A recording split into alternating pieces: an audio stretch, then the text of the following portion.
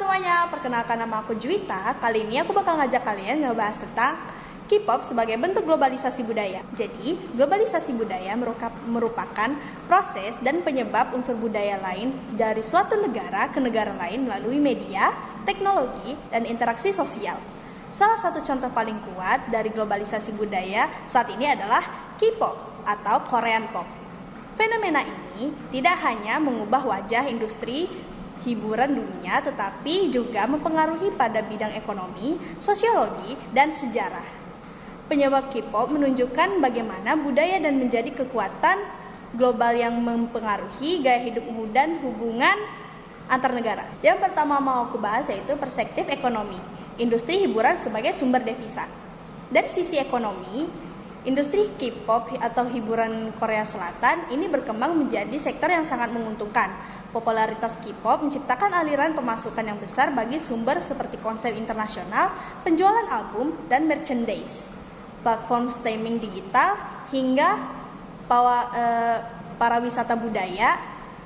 Wisata yang dari seluruh dunia datang ke Korea untuk mengunjungi tempat-tempat yang berkaitan dengan idol.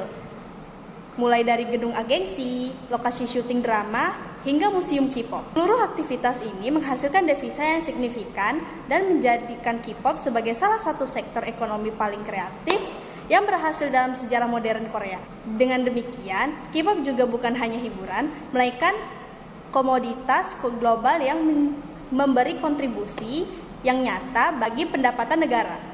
Lalu yang kedua, perspektif sosiologi, difusi budaya dan perubahan gaya hidup modern remaja. Dalam sosiologi, fenomena K-pop merupakan contoh jelas dari difusi budaya, yaitu tersebarnya unsur budaya dari satu masyarakat ke masyarakat yang lain melalui media sosial dan digital. Elemen-elemen budaya Korea seperti musik, fashion, makanan, gaya bahasa, hingga pola interaksi menyebar dan diterima oleh remaja di berbagai negara, termasuk Indonesia.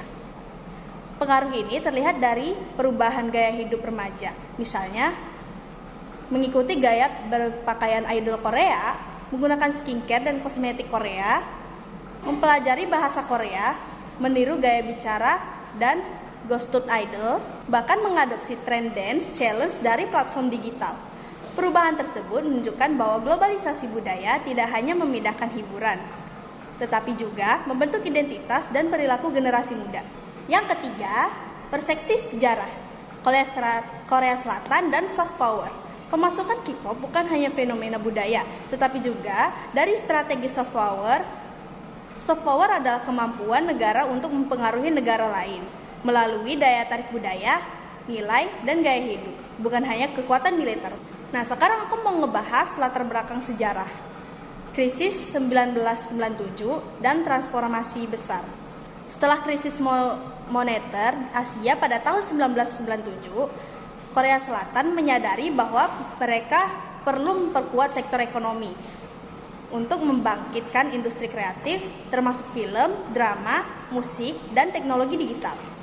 Dukungan ini diberikan dalam bentuk pendanaan, fasilitas produksi, hingga kebijakan ekonomi yang mendorong tumbuhnya perusahaan hiburan seperti SM, YG, dan JYP.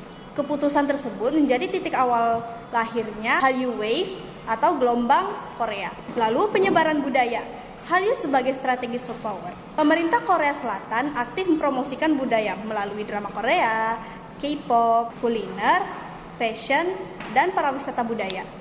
YouTube, Netflix, dan media sosial menjadi sarana utama penyebaran budaya K-pop.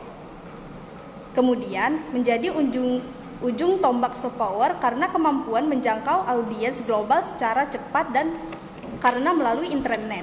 Lalu, idol sebagai duta budaya. Idol K-pop tidak hanya berperan sebagai entertainer, tetapi juga sebagai duta budaya. Penampilan mereka mencerminkan budaya Korea yang modern, kreatif, disiplin, dan penuh estetika. Melalui mereka, bahasa Korea dinilai keras, hingga gaya hidup Korea diperkenal di dunia. Citra positif idol menciptakan resepsi bahwa Korea Selatan adalah negara yang inovatif dan maju, sehingga meningkatkan daya tarik global negara tersebut tanpa paksa politik. Lalu, dampak global, diplomasi budaya yang efektif. Soft power Korea Selatan membawa dampak besar, yaitu meningkatkan pariwisata Korea, menaikkan permintaan industri kosmetik dan fashion Korea. Semakin banyaknya negara yang buka kerjasama pendidikan dengan ekonomi, perkembangan minat masyarakat di dunia terhadap budaya dan bahasa Korea. Di Indonesia, pengaruh soft power terlihat dari maraknya konser K-pop, tren skincare, kuliner Korea, hingga meningkatkan peminat belajar Hangul. Hasil soft power Korea Selatan sebagai kekuatan budaya dunia. Dengan memanfaatkan budaya pop, Korea Selatan berhasil meningkatkan pengaruh secara internasional tanpa kekuatan militer. Hal ini menunjukkan bahwa budaya dapat menjadi alat diplomasi yang sangat efektif dan menciptakan hubungan yang baik antar negara. Jadi kesimpulannya di sini, K-pop membuktikan bahwa globalisasi budaya dapat memberikan dampak luas lintas bidang. Hingga sisi ekonomi, K-pop menjadi sumber memicu difusi budaya dan mempengaruhi gaya hidup remaja. Hingga resepsi sejarah K-pop Korea Selatan yang berhasil memperluas pengaruh budaya dan citra negara di tingkat global. Dengan demikian, K-pop adalah contoh yang paling nyata bagaimana budaya dapat menjadi kekuatan global di era modern. Sekian penjelasan dari aku, maaf bila ada salah kata. Terima kasih. Bye-bye.